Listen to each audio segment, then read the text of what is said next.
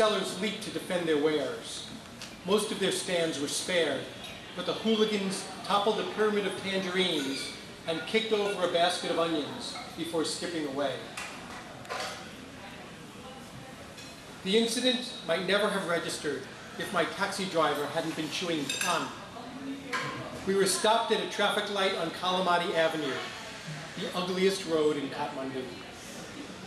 My driver cleared his throat and tilted his head out the window. "Fight," he observed, and spat red spittle. "Where?" There was an alley on our right, a sloping chute angled between precarious brick tenements. Women were fleeing the lane, moving awkwardly in their saris. Oranges and potatoes fled with them, rolling across the sidewalk and into Kalamati's gutter, where they were snatched up by a gathering crowd of pedestrians and dogs. I felt a certain thrill. Who's fighting? Everyone fighting. He craned his neck to see over the crowd. Always fighting. In Nepal, too much fighting. Over there, market, many Indians. Too many Indians in this place. He spat again. The situation had calmed down by the time I arrived. The produce sellers were reclaiming their wares, arguing amongst themselves in rapid, overlapping Hindi. I spoke with a few bystanders, but there wasn't much of a story. Tensions between Nepalis and Indians had been escalating for months, and incidents like this were common. But the locals needed vegetables, and Indians needed to sell them. In a few days, the street market would be open again, with a bored soldier leaning against the utility pole. Back on Kalamati, I held my breath as a convoy of diesel trucks roared by. Gravel dust swarmed above their beds with every bounce. A pall of black soot hung above the ground. Taxis navigated the miasma like devils on the fly, weaving erratically to avoid cows, bicycles, and pedestrians. A stream of foot traffic coursed along the sidewalk, moving in both directions. Men in baggy Darwa surwals, their black wooden vests absurd in the afternoon heat. Women in bright polyester saris, kids chasing metal hoops through the gutters, their threadbare clothes, the weakest link in a decade-long chain of hand-me-downs. All beneath the soundtrack of ceaseless diesel thunder, the blaring of Hindi movie soundtracks, Radio Nepal soap commercials, car horns, bicycle bells, barking, braying, and shouts. I don't know if that scene sounds familiar to many of you, but you all remember in 1990 the tensions between India and Nepal, very, very high. Rajiv Gandhi had closed all the border posts, nothing was getting in, and of course a lot of Nepalis were taking out their anger on the Indian merchants who were down in the vegetable markets. And that's where the trouble at first started really becoming stories that I was seeing and reporting on. I'm going to read another little section here about my first visit to Kathmandu and why I fell in love with the place. And this is said in 1979. It was the first time I'd ever been to Nepal, and I had met a woman when I was traveling in Greece. She was a doctor who was, namaste. Let these gentlemen find some seats. Can you? Because the door is open.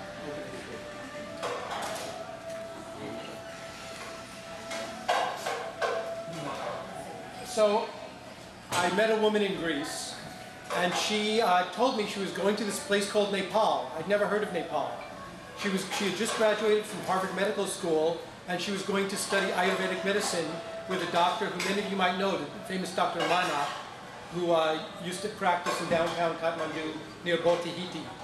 So she was going to study with Dr. Mana, and we fell in love, and I said that I would meet her wherever she was. So I worked in Greece for 3 months and raised the money to visit her and come meet her in Kathmandu. Unfortunately, before I got all the way to Kathmandu, when I was on my way there in Egypt, I got a letter from her saying she had fallen in love with somebody else. And I didn't have to bother to come, but she realized she couldn't really stop me. But I continued anyway. My momentum was very strong. And I'm going to write about my first impressions of Kathmandu. Remember, this is 1979. I'm not sure somebody going right now would have the same first impression. I'd arrived in Kathmandu by overnight bus during the thick of the rainy season. Though the ground was a sea of mud, the magic of Kathmandu filled the air like ozone. I loved the monsoon. It was a miracle, a dual baptism in water and fire. After each lightning storm, the sky broke open and rainbows arched between impossibly green hills. Then the clouds coalesced, and with a clap of thunder, the rains fell again. It was as if the whole valley were being washed clean over and over again. Mornings, I followed the trains of pilgrims walking in bare feet or rubber thongs up the empty avenues, watching with curiosity and delight as they offered flowers and coins to Ganesha, the elephant-headed remover of obstacles and lord of auspicious beginnings.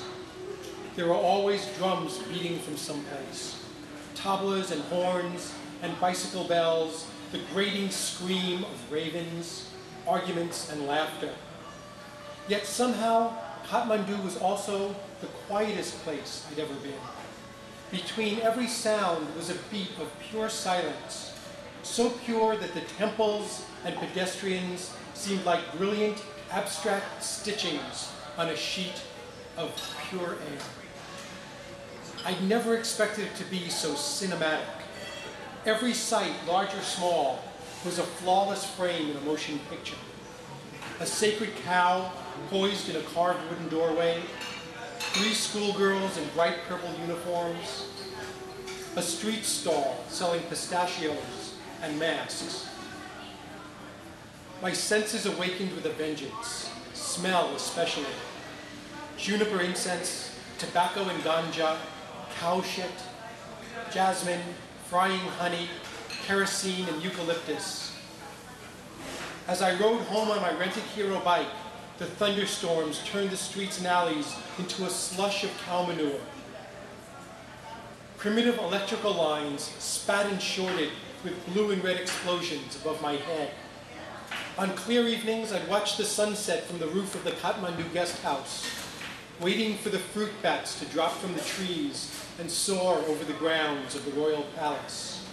I could follow their path across the valley, which was still, in 1979, a patchwork of emerald paddies, uncluttered temples, and white palaces.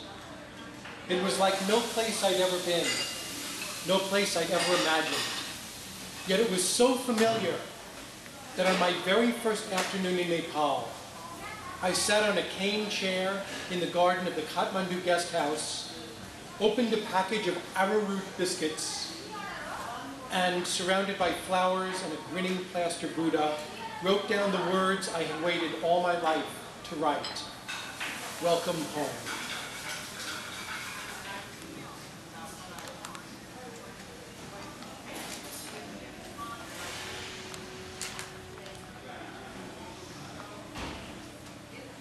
Let's see. I want to read a little piece about what it was like to come back to Kathmandu right after the revolution. I had left the revolution. I had left Kathmandu on March 6th of 1990 to come home and try to deal with the situation with my brother. About 1 month later, in mid-April, I returned to Kathmandu. This was about a week after the revolution had been successful. And I'm going to read this little section from that part of the book. Please bear with me as I deal with the fact I only have 2 hands and not very good eyesight.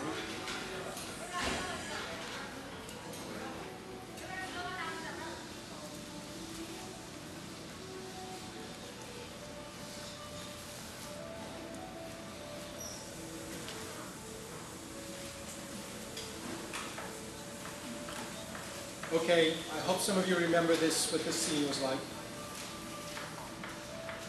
The cool, bright days were over. By late April, Kathmandu had lost the charms of spring.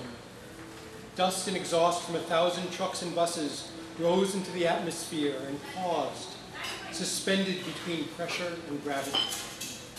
The sky wore a metallic sheen. In February, on a good day, one could see the brilliant snow cap of Langtang 40 miles to the north. Now you were lucky to make up the top of Swayambhunath on the valley's western edge. Women shopped for goat and chicken with bandanas pressed against their faces. Commuters biked to work wearing particle masks. The whole city had become a giant clogged nostril. It would remain so until July and the first of the monsoon rains. But these seasonal doldrums did nothing to dampen Nepal's air of liberation. The changes were subtle, but they were hard to miss. There was optimism afoot, a sense of giddy possibility. A weight had been lifted from the nation's shoulders.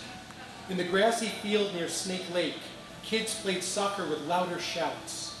Young couples window shopped on Durbar Marg, holding hands. The vegetable market in Asansol brimmed like a cornucopia with baskets of tomatoes, peppers, and cauliflowers spilling onto the pavement, surrounded by women in vivid purple shawls. The Nepalis walked taller. They made world headlines and won the prize of self-determination. But the situation was far from perfect. A curfew was still in effect.